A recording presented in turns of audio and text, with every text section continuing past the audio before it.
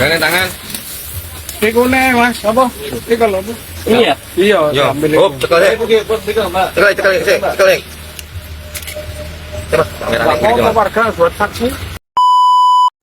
Halo guys, balik lagi dalam channel gua. Guys, hari ini gua akan menceritakan satu kasus mutilasi yang baru saja terjadi di daerah Ngawi, Jawa Timur. Jasad wanita cantik ditemukan dalam koper berwarna merah dengan kondisi beberapa bagian tubuhnya terpisah. Bagaimana kronologi dari pembunuhan ini? Yuk kita simak videonya.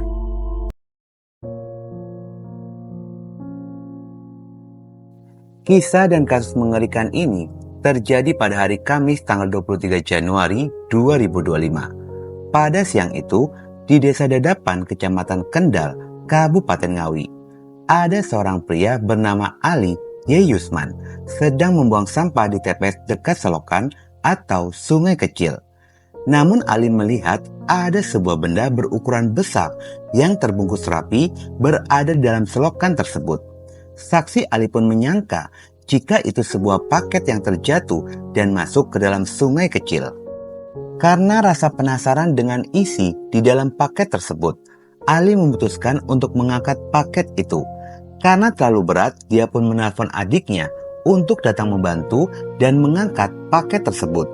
Setelah bungkusan itu terangkat, yang ternyata isinya adalah koper berwarna merah. Karena rasa penasaran, mereka pun menggunting koper tersebut. Yang terlihat ada sebuah selimut dengan bercak darah. Mereka yang terkejut dengan temuan itu langsung menyadari dan menduga jika koper itu berisikan jasad seseorang. Kedua saksi itu pun akhirnya memberitahukan kepada warga sekitaran dan melaporkannya pada pihak kepolisian setempat. Tidak lama berselang, polisi melakukan identifikasi di lokasi temuan. Pihak kepolisian mulai mengecek isi dari koper misterius tersebut. Setelah dibuka, ternyata benar jika isi koper itu ditemukan jasad seseorang tanpa busana meringkuk di dalamnya. Setelah dilakukan pengecekan, ternyata jasad itu dalam kondisi termutilasi tanpa kepala dan kedua kakinya. Yang diketahui jasad tersebut merupakan seorang wanita. Berdasarkan dari hasil identifikasi petugas medis, jika jasad wanita itu sudah dalam kondisi membusuk. Guna bisa mengungkap identitas dari jasad tersebut, pihak kepolisian segera melakukan evakuasi, membawa jasad beserta koper menuju ke rumah sakit. Yang diketahui ciri-ciri korban yaitu tinggi badan 150 cm, usia kisaran 20 hingga 35 tahun. Warna kulit kuning langsat mengarah ke putih. Kemudian terdapat persing di perutnya tepat di atas pusar dan tai lalat di atas pinggang samping kiri. Berdasarkan dari hasil pemeriksaan forensik, tubuh korban ini telah dimutilasi menjadi 3 bagian yang hilang, yaitu pada bagian kepala, kaki kiri dari ujung kaki sampai pangkal paha, kaki kanan dari ujung kaki sampai lutut. Pada tubuh korban ditemukan adanya resapan darah yang diduga korban ini sempat mengalami kekerasan fisik, lalu meninggal dunia yang pada akhirnya dimutilasi oleh pelaku pembunuhan. Meskipun kondisi korban sudah tanpa kepala dan mulai membusuk, pihak kepolisian berhasil mengidentifikasi identitas korban melalui sidik jari menggunakan alat pelacak identitas yaitu Mobile Automatic Multibiometric Identification System. Korban pembunuhan ini diketahui bernama Uswatun Hasanah berusia 29 tahun, merupakan warga Kelurahan Bence, Kecamatan Garum, Kabupaten Blitar. Terungkapnya identitas dari korban, pihak kepolisian segera mengkonfirmasi tentang penemuan tersebut kepada pihak keluarga dan meminta keluarga untuk datang menuju ke Rumah Sakit RSUD Dr. Suroto Ngawi untuk mengenali jasad korban secara langsung. Dengan terungkapnya identitas dari korban ini, diketahuilah latar belakang dari korban Uswatun. Korban ini merupakan seorang janda beranak 2, berusia 10 tahun dan 7 tahun dari hasil pernikahan korban yang pertama dan yang kedua. Setelah menjadi janda, korban menikah lagi dan ini merupakan pernikahan ketiga kalinya yang dilakukan secara siri 3 tahun yang lalu dengan pria asal Tulung Agung. Namun pada suami yang ketiganya ini mereka tidak memiliki keturunan. Yang diduga pernikahan yang ketiga kalinya itu pun harus kandas dikarenakan hubungan keduanya tidak harmonis. Diketahui dalam 1 tahun terakhir ini suami sirinya tidak kunjung pulang ke rumah. Selama ini korban Uswatun bekerja sebagai sales kosmetik. Dia bekerja di Tulung Agung dan menyewa sebuah rumah di sana. Sementara kedua anaknya bersekolah di Blitar dan dirawat oleh seorang pengasuh. Setiap seminggu sekali, Uswatun selalu pulang ke rumah untuk menengok anak-anaknya. Ayah korban yang bernama Nur Halim yang tinggal di Blitar mengatakan jika korban ini baru saja pulang ke Blitar 5 hari sebelum ditemukan jasadnya.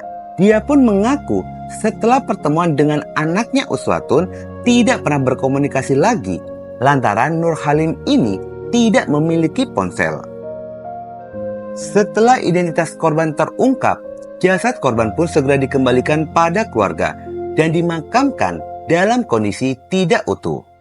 Pada sisi lainnya, selain polisi mencari pelaku pembunuhan, pihak kepolisian pun harus mencari di mana bagian kepala dan kedua kaki korban. Sehingga polisi harus bergerak cepat dan melakukan penyelidikan secara intensif. Pihak kepolisian mulai menelusuri kehidupan pribadi dari korban dan mencari tahu korban berhubungan dengan siapa saja ketika korban ini terakhir kalinya dalam kondisi hidup. Dari kejadian ini, ada dugaan jika pelaku pembunuhan ini merupakan suami ketiga korban. Dugaan itu pun bukan tanpa alasan. Menurut kesaksian ayah korban, pada saat korban ini dimakamkan, menantu ketiganya tidak hadir di pemakaman korban istrinya. Sehingga dalam pemberitaan ada yang mengatakan jika pelaku ini merupakan suami ketiga korban dan ada juga yang mengatakan jika pelaku ini kekasih korban. Gerak cepat polisi dalam melakukan penyelidikan berbuah hasil. Tidak dijelaskan secara rinci, yang diketahui hanyalah polisi berhasil melacak keberadaan dari pelaku yang berada di kota Madiun. Polres Ngawi beserta dengan Jatantras Polda Jatim segera menuju ke Madiun. Pada hari Minggu tanggal 26 Januari 2025 jam 00.30 dini hari, polisi berhasil melacak keberadaan pelaku yang sedang mengendarai mobil hitam berjenis Toyota Foxy. Pihak kepolisian pun segera membuntuti mobil tersebut. Setibanya di traffic light dekat makam Bulusari, Kelurahan Tandean, Kecamatan Taman Kota, Kota Madiun, tanpa pikir panjang, polisi segera memotong laju dari kendaraan pelaku. Pelaku langsung diseret keluar dari mobil hingga tersungkur. Lalu polisi memindahkan pelaku ke mobil polisi. Dari hasil penyelidikan awal diketahui, tempat kejadian perkara yaitu salah satu hotel yang berada di kota Kediri. Polisi telah melakukan olah TKP di kamar hotel nomor 301 mulai pada jam 12 siang hingga jam 18.00. Pihak kepolisian belum mengungkapkan secara detail siapakah identitas dari pelaku ini dan kronologi pada pembunuhan tersebut. Polisi hanya mengungkapkan jika pelaku pembunuhan adalah orang terdekat korban. Pada hari Senin, tanggal 27 Januari 2025, akhirnya polisi merilis pelaku pembunuhan ini. Pelaku bernama Rohmat Trihartanto alias Anto, 32 tahun, warga asal Tulung Agung. Dia adalah pria yang dianggap sebagai suami siri dari korban. Mereka sudah saling kenal sejak 3 tahun lamanya. Namun setelah ditelusuri lebih dalam lagi, antara korban dan pelaku ini ternyata tidak pernah menikah siri. Pengakuan itu pun terlontar dari pelaku. Pernikahan siri diakui agar pelaku dan korban bisa satu rumah, sementara Roma sendiri sudah memiliki anak dan juga istri. Sementara itu, profesi dari pelaku pun terungkap. Jika pelaku ini merupakan seorang pedagang jual beli mobil yang lebih condong bisnis jual beli mobilnya secara ilegal, seperti pembelian mobil tanpa surat-surat, mobil kreditan, dan mobil gadai. Selain itu, pelaku pun diketahui merupakan ketua ranting perguruan pencak silat di Tulung Agung, sekaligus anggota sebuah LSM. Tertangkapnya pelaku pembunuhan ini mengungkap misteri di mana kepala dan kedua kaki korban dibuang oleh pelaku dan diakui oleh pelaku telah dibuang ke sebuah air terjun kecil daerah Watulimo Trenggalek. Setelah dilakukan pencarian, akhirnya potongan kepala dan kaki korban pun ditemukan. Kepala korban ditemukan di daerah Trenggalek, sementara kaki korban ditemukan di daerah Ponorogo. Berdasarkan dari pengakuan pelaku ini, motif daripada pembunuhan lantaran pelaku merasa sakit hati dan cemburu kepada korban. Pelaku juga merasa kesal kepada korban. Setelah menjalin hubungan asmara, korban ini meminta untuk segera dinikahi secara resmi. Namun pelaku selalu menolak dengan berbagai alasan. Lambat laun, korban pun akhirnya mengetahui jika sebenarnya pelaku telah memiliki anak dan istri. Korban yang tidak terima akhirnya meminta pada pelaku untuk segera menceraikan istri sahnya. Bukan kabar perceraian yang didapat, justru korban ini mendapatkan kabar jika istri sah pelaku baru saja melahirkan anak keduanya.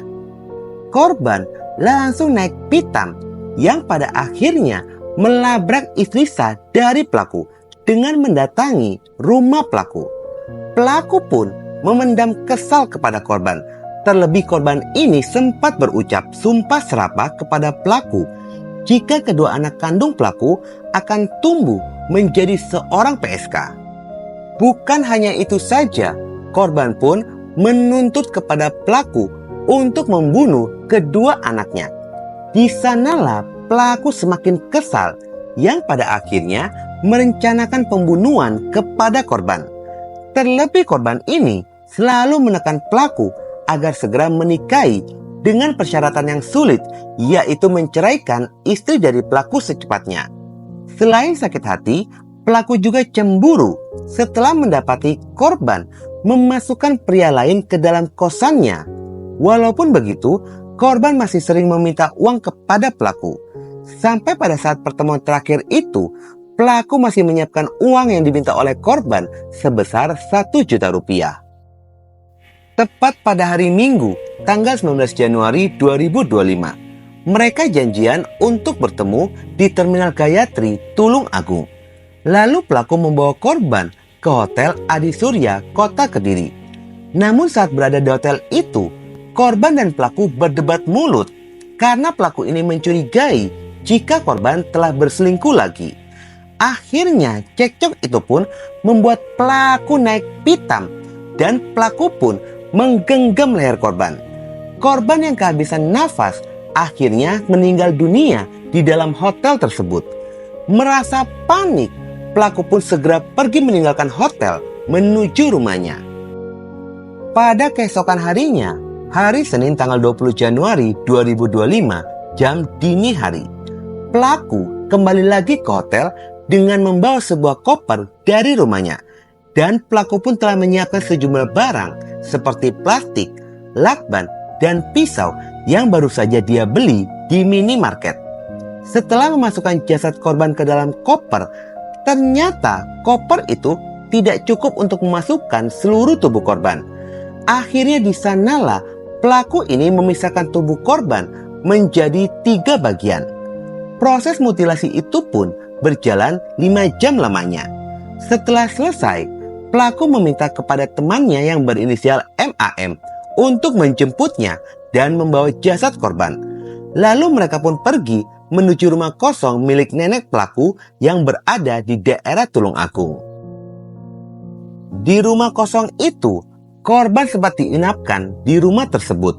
Lalu pada keesokan harinya, hari Selasa 21 Januari 2025, sekitar jam 8 pagi, pelaku ini kembali datang untuk membungkus koper dengan lakban rapi dan diisolasi menggunakan wrap plastik.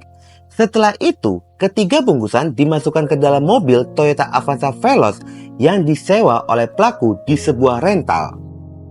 Sekitar jam 22.00, pelaku ini tiba di lokasi pembuangan pertama, yaitu di Dusun Dadapan, Kendal, Ngawi, dengan membuang tubuh korban yang berada di dalam koper.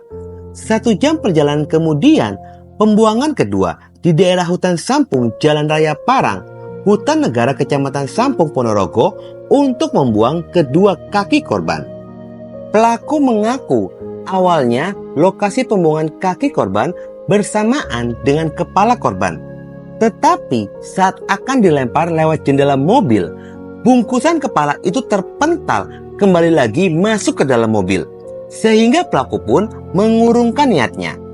Akhirnya pembuangan kepala dilakukan di daerah Watulimo, Trenggalek pada keesokan harinya, tanggal 22 Januari 2025 pada jam 19.00, hingga akhirnya bungkusan koper pun ditemukan oleh warga sekitaran pada hari Kamis tanggal 23 Januari 2025.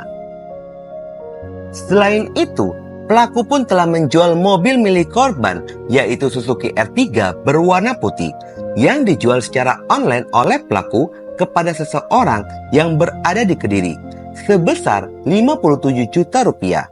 Pembeli kendaraan itu pun dipanggil oleh polisi untuk dimintai keterangan. Sementara uang hasil penjualan mobil korban digunakan oleh pelaku untuk membeli sebuah mobil Toyota Vios.